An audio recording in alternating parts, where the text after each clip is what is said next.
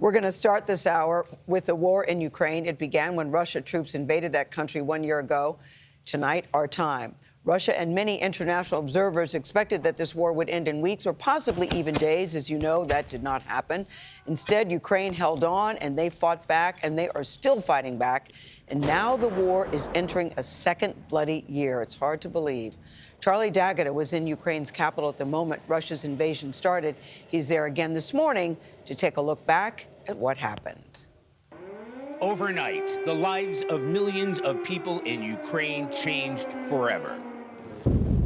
Oop. Big boom, guys. We were on the balcony of our safe house in Kyiv at around 5 a.m. Big booms in Kyiv. 3 to begin with.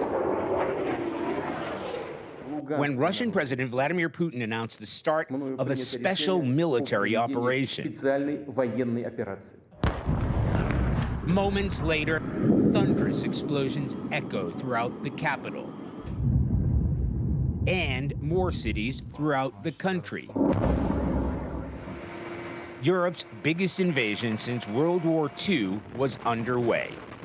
Despite repeated warnings from the West, a full-scale invasion was unthinkable for the average Ukrainian. I was shocked. The mayor of Kyiv, Vitaly Klitschko, recalled setting his alarm for 3 a.m. the night before. 3 o'clock. 3 o'clock in the morning because we have information 4 o'clock is starting invasion.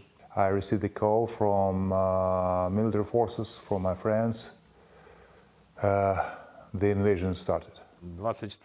National Security Chief Alexei Danilov showed us official government data charting the first wave of the invasion.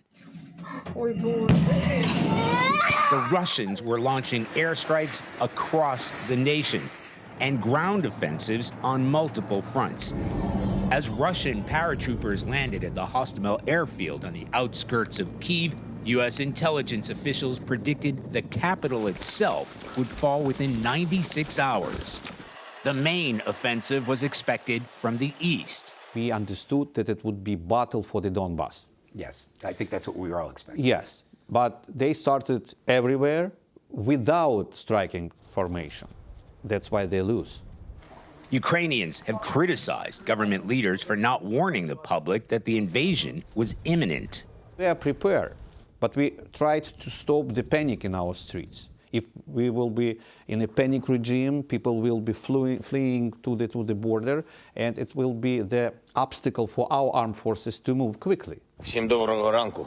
On those streets of Kyiv, President Volodymyr Zelensky made it clear he was staying put Всі ми тут. in a brazen walkabout with members of his cabinet. Громадяни суспільства. Instead, he urged citizens to take up arms, and they did by the thousands, weapons handed out to those who barely knew how to use them. Hastily erected barricades and checkpoints went up everywhere, manned by jittery volunteers with guns drawn. Day one of a war that still rages on. For CBS Mornings, Charlie D'Agata, Kyiv.